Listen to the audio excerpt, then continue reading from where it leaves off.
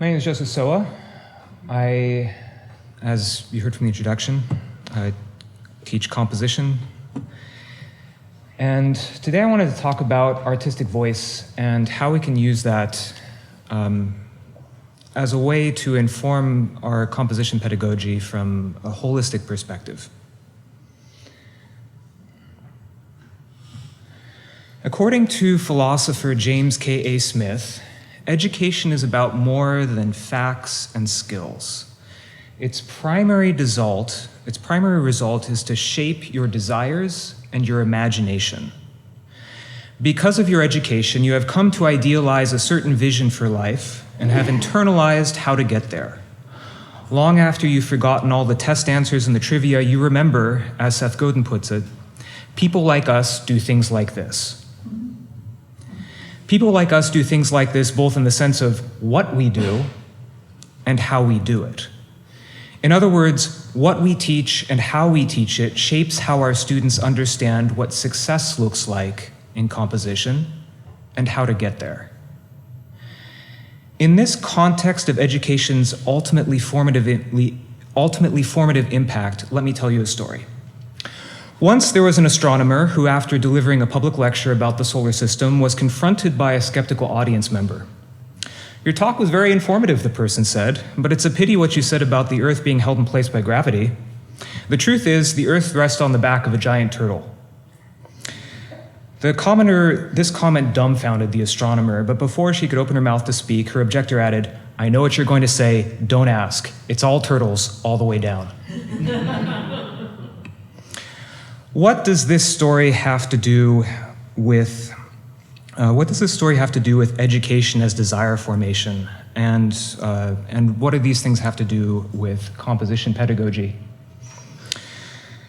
University composition courses, curricula, textbooks from the past decade have commonly focused on technical craft, things such as harmony, counterpoint, texture, instrumentation, using a DAW, those sorts of things. Although the specifics may vary by genre, every professional composer must master some subset of these skills.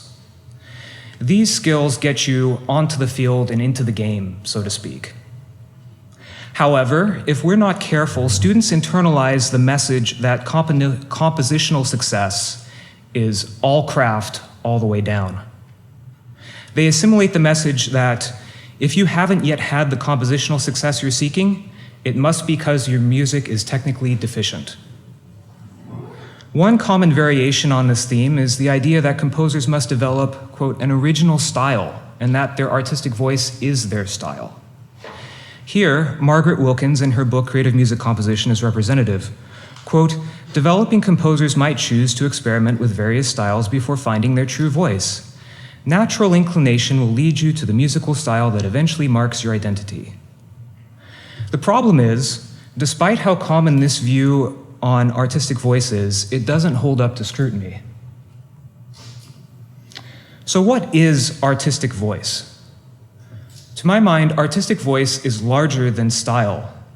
Indeed, we can define a composer's technical competence, the moment when we say, okay, as a composer, you're technically competent, as that point at which your audience cares more about the larger artistic message that you're conveying than they do about any sort of technical aspects of your music. Or in other words, the point at which your audience is no longer noticing your technique and they're just along for the expressive ride. Seth Godin memorably explained this inflection point to the students at Juilliard when he pointed out that for most listeners, the technical difference between Yo-Yo Ma and any excellent graduate cellist is indistinguishable. In fact, I would venture to guess that even for a lot of us in this room, if you put a truly excellent cellist who's not Yo-Yo Ma behind the screen and Yo-Yo Ma, many of us couldn't tell that difference either. This is what Godin has to say about it. Quote, if Yo-Yo Ma suddenly said, "I'm not going to play the cello anymore," a bunch of people would say, "I'm going to miss Yo-Yo Ma." Are they going to miss the cello playing? No, because he could just have someone ghost play the cello and not a lot of people could tell the difference. End quote. What people would miss, according to Godin, was Yo-Yo Ma's artistic leadership. In other words, beyond a certain point, no one notices or cares how good you are technically. They care about what you do with it. Ian, wherever you are, this reminds me of exactly that point that you were making earlier in your talk, that realization that you had. To return to the earlier sports analogy, your craft gets you onto the playing field, but it's not the actual game itself. So what is the game itself of composing? It is the experience that you create for your audience. Most prominently, the physiological reactions your music inspires. Does your music give them goosebumps? Does it take their breath away? Does it get stuck in their heads? Does it leave them motionless in their seats once the sound dies away? For most of us, this is what we care about. For most of us, this is why we got into music in the first place. To be sure, some experimental composers reject these aesthetics, but this rejection only affirms my point that the goal of music is a particular experience more than just raw technical skill. By any objective measure, Jennifer Higdon and John Williams have enough raw technical skill for dozens of composers. But if you don't want the experience that their music provides, if you don't value that, their technical skill is irrelevant. Here then is how I would expand the common definition of artistic voice. Your artistic voice is the power you have to influence audiences, performers, institutions, and communities. According to Otha Meadow-Wagner, this influence falls into 5 large categories. Some artists want to attain A-lister status. They want to be famous for what it is that they do. Others want to attain artisan status, to be respected for their technical skill. Other artists care more about driving the cultural or academic conversation. Still others want to influence people through self-expression or through activism. Regardless of what influence a composer seeks, we can compare this vision of artistic voice to the 4 parts of a chorale. We will start we'll start here with technique, because technique is the one that we're all familiar with. Technique is the tenor part in a chorale. It's the inner voice that thinks it's the center of the world. And as a tenor, I can say that. We can further, I will show you in a moment how we can further divide technique into 4 different spheres. But before I do that, let me just show you these 4 different parts that come together. So we have technique that can be carried to the tenor part. And then there are these other 3 parts as well. You have process, which would be similar to the alto part, relationships with the bass, stories are the soprano. And your artistic voice is how all of these pieces come together and work together in tandem. Because again, your voice is the influence, and you need all of those pieces in order to effectively influence people through your music. So let's talk about those things together. And we'll start with relationships and go from there. So relationships are the base of your artistic chorale. The same way that the bass line grounds the harmony above it, relationships constitute the foundation of every artist's voice. There would be no composing without the transmission of practice from one generation to the next, and that practice would die out if audiences stop listening. As I mentioned, technique is the tenor of your artistic voice. It's the thing that thinks it's the center of the world. Those are some, when we talk about technique, that's kind of the thing that I want to touch on. But one thing that I just want to briefly talk about too is this idea of, we can further divide technique into 4 different spheres. On the lowest sort of level of technical skills, you have technical skills that are just independently existing of each other. Like, can you harmonize a line? Can you write a melody? These things that aren't quite working together fully. On the second level, you begin to coordinate those techniques. You bring them together to create a particular sound. So, in other words, we're talking about style. The next level up from that is where you aren't just making a sound, but you're using your sound in order to create expressive effects. So, talking about timing. And then last but not least, getting to this technical level of meaning is how it is that you use those other three layers to express your artistic or expressive desires. Process is the third part of the chorale is process. Like the alto voice in a chorale, process is the inner voice that does all the thankless work. It includes the contexts, tools, and methods a composer uses to lead to their desired artistic and professional outcomes.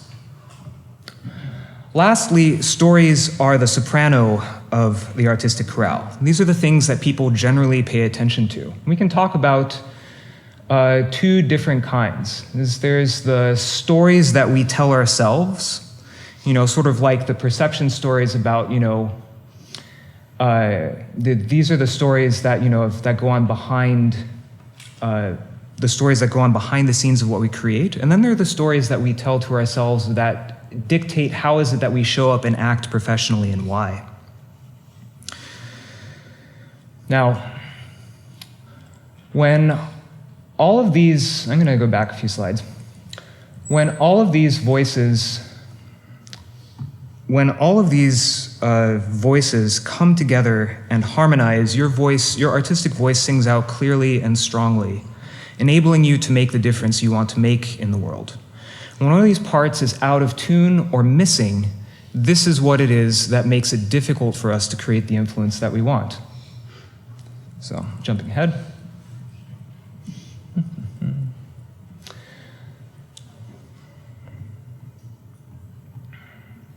Herein lies the problem of a craft-focused pedagogy. When craft is your focus, it is easy for both students and professors to neglect parts of their artistic voice. To begin with, craft-focused pedagogy prioritizes stylistic and structural elements over formal affective effects. Thus, even though music cognition researchers have identified the mechanisms by which music creates goosebumps or rivets audiences to their seats, this research and its application are not generally taught to composers in any systematic way. Instead, students tend to learn a collection of what David Rakowski calls butt sticks.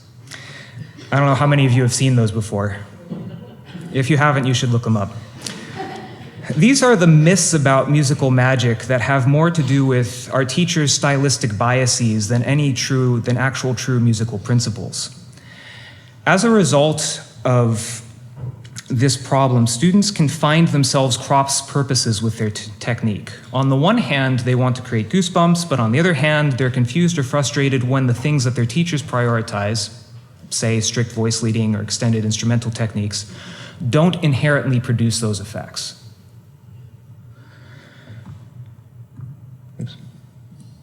Second, by default, craft-focused pedagogy also privileges technical problems over creative process ones. We've already talked about that some in this conference today. Usually, creative process problems tend to be, incorporated into lessons and courses only on an ad hoc basis. This lack of robust creative process training contributes to students' anxiety and procrastination. Third, craft-focused pedagogy treats technical and career development as independent spheres. Doling out guidance on networking, marketing, and other business topics, again, on only an ad hoc or limited basis. Because of these biases, students come to think in terms of scarcity and composition. They further tend to overestimate the importance of style as a value proposition. If we define artistic voice as I have, a voice-centered pedagogy answers many of these shortcomings. Trying to find where my slides went off to. Okay, well, whatever. We'll talk about it from here. First, voice-centered pedagogy foregrounds the affective goals of music. It shows how each of these sub-disciplines come together to create style, timing, and artistic meaning. Second, voice-centered pedagogy teaches the process behind and between the skills, not just the isolated skills themselves. It shows that the typical reason for student frustration is between the gap between their artistic ideas and the technical skills they possess. And so it teaches students to be comfortable with that gap and lean into that gap rather than thinking that they need to abandon their artistic goals. Most importantly, voice-centered pedagogy provides a framework for interrogating and creating value propositions. To paraphrase Josh Kaufman, right here, every successful composer creates something of value. The world is full of opportunities to make people's lives better in some way, and your job as a composer is to identify the things that people don't have enough of and then find a way to provide it. The value that you provide, and here is perhaps my most controversial point, the value you provide isn't in the music. Your music doesn't exist in a vacuum on its own, speaking for itself. The music is a catalyst for an experience and a relationship. The band director who teaches it to her students, the website people go to for information, the conversation you have with commissioners and performers, the social media you post, and the comments you interact with. In short, the four-part model of artistic voice explains why composers become successful. Namely, they create value that directly answers the needs and desires of the people that they seek to influence. So really briefly, in the last 2 or so minutes that I have remaining, I just want to give you a very quick case study of how it is that I've applied this. What does this look like in practice? That's the experiment that I set out to discover by creating my own composition program. I started the Wizarding School for Composers at the beginning of 2021. My target audience was musicians who went to music school, both performers who want to compose and composers who still felt that their training was incomplete. I also have included some talented amateurs. My students have ranged in age from 20 to 80, with an average age of about 40. My goal was to create essentially a Hogwarts for composers. I wanted to teach people 2 parts of the magic. First, I wanted to foreground musical magic to help students understand the skills of how it is that they can create goosebumps, take their breath away, and that sort of stuff. I did that using this metaphor of 4 elements of musical magic that if you're interested and we have time that we can talk about later. Second, I wanted to teach students healthy creative processes so that their composing process would be magical just like their music. And so I set it up as a 15-week college semester, and again, happy to tell you about the details, but I just want to finish off just by sharing one of my students' experiences from this. So Tom Lowe was one of my students that I had in the course. He's an Army veteran and an amateur church musician. Tom saw that unlike other military branches, the Army didn't have a service hymn. So while in the Wizarding School, he wrote one, both lyrics and music, entitled Ever Faithful to the Call. Using his church and Army connections, Tom was able to get his hymn performed at almost 1,000 churches across the United States. What I love about Tom's story is how it exemplifies this idea of artistic voice. Let's analyze this story element by element. So first off, we'll start with that inner voice that thinks it's the center of the universe. No one is going to confuse Tom with Arnold Schoenberg and Nadia Boulanger. His technical skills are still squarely within the realm of good amateur. But what Tom did have was a compelling story. That is, he found something to express that mattered deeply to him, and he knew it would matter to a lot of other people as well. Even before Tom marketed his hymn, that story helped him know exactly how to apply his technique in a way that was a good fit for his technical skill. Tom then leveraged his relationships to get his hymn out into the world. Where the Wizarding School most helped Tom was in his process. He said, "Before the course, I had lots of components and processes scattered about. After the course, I feel much more organized, efficient, and productive." Just sort of in conclusion, my experience in applying these principles is still ongoing. In the next iteration of the Wizarding School, I'm just going to keep on revising and refining things. But thank you for just having me here today and letting me talk about some of my experience in identifying, what is artistic voice? How is it that it can empower composers? And, what could that potentially be like as we are teaching composition to students? So, thank you.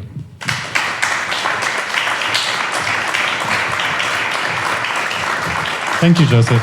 Since we're running a little behind, we'll keep the question period a little shorter. I think I saw Pam's hand first. So my name is Pam Volalis. I'm a student here with Dr. Dusman, and of course, as a new composition student, this whole artistic voice idea is at the forefront of my mind. And it suddenly occurred to me recently. Oh, I might want to say also, I have no idea what a butt stick is, so I'm going to look that up. Yeah, do a search for Davey Wachowski butt sticks, you'll find it. That instead of trying hard to think about what is my voice, what is it going to be about, I have to find it. That simply by composing, it's going to emerge. Would you all agree with that? I'm curious about that. Yeah, I would agree with that. But part of it is it will emerge. Part of it is you already have it. I mean, you already have things that you care about and matter deeply to you. You already have people and communities that you care about and that matter deeply to you. As you write your music for your communities to convey those messages, that is your voice. And over time, you'll get better at your technique will improve and you'll be able to refine your messages and get more specific and have greater impact. But voice is something that everyone has from the moment that they're born. And so the only difference is that we are applying that voice within the realm of music. Does that help? Yeah. Yeah, go for it.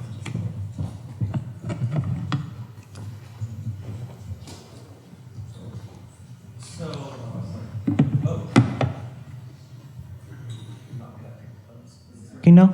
Oh, there we go. Whoa. So Ian brought up the idea of being allergic to marketability, which is something I feel very deeply, and I have a very strong story attached to it, which is in undergrad, I was in the music library with a friend, and we were joking about composition, and my undergrad's the overall music school was relatively musically conservative, which made it hard to be interested in, avant-garde 20th century, 21st century music on that campus. And so we were sort of joking about that, making fun of that. And I said something along the lines of, I want my music to make audiences uncomfortable, which I didn't really mean. But the concertmaster of the orchestra overheard me and walked past me and just said, like in the snarkiest tone imaginable, "And how do you expect to make money off of that?" So I think I speak for a lot of people that, we're not in it for the money, and we're not necessarily in it for making people like us or making, a particular audience happy. So I was just wondering, how do you reconcile,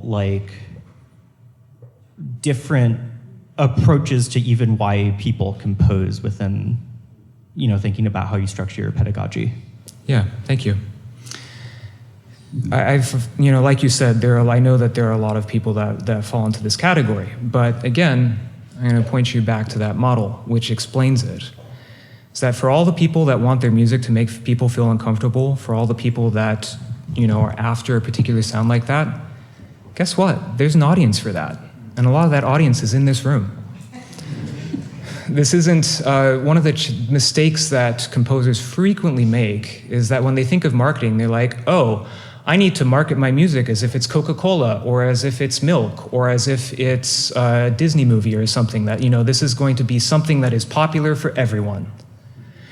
When I'm talking about marketing, when Seth Godin particularly, if you really want to understand marketing, you need to look at Seth Godin's book, This is Marketing. It will completely change the way that you think about marketing.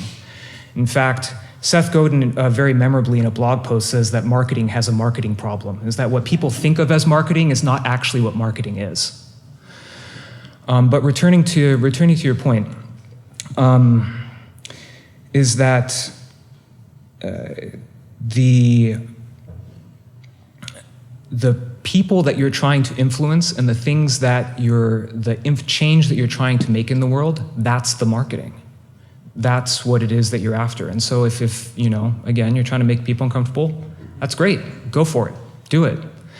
It's up to each of us as teachers to help our students recognize what is the change you are trying to make and help point them in the direction so that they can effectively make that change. So that'd be my answer. One more question? Sky?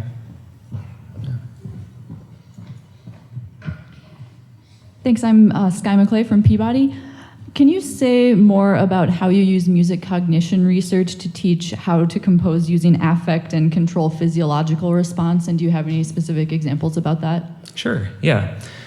So the book to go to for this is called Sweet Anticipation. It's by Ohio State Emeritus Professor David Huron. So David Huron, what he explains is that the music creates goosebumps and that sort of stuff essentially by hijacking our body's fight, flight, or freeze system. As far as our body is concerned, music is a horror movie. And so the effects that we like in music are because, the surprise, the tension and surprise, the physiological effects are indistinguishable between music and a horror movie. And so what that means in terms of teaching is that we need to look at three different elements. We need to look at predictability, tension, and surprise. One of the biggest challenges, particularly for composers in academic setting, face is that we throw predictability under the bus. The problem with that is that repetition is essential for creating tension and surprise, is that if you don't have enough predictability, you can't create effective surprises or effective tension because people don't know what's coming. So in terms of teaching how to create these effects, this is something that I point out and typically I teach it in terms of, from phrase to phrase or phrase group to phrase group, because each of those levels are going to have a particular focal point of you're building tension to this, or this is the moment of surprise. And so, whether it's in score study or whether it's in a student's compositions, I show them to be attentive to, okay, how are you creating effective repetition such that this moment is special rather than, having all of the moments try and be equally special. Awesome, thank you. Mm-hmm. Thank you, Joseph. Appreciate it.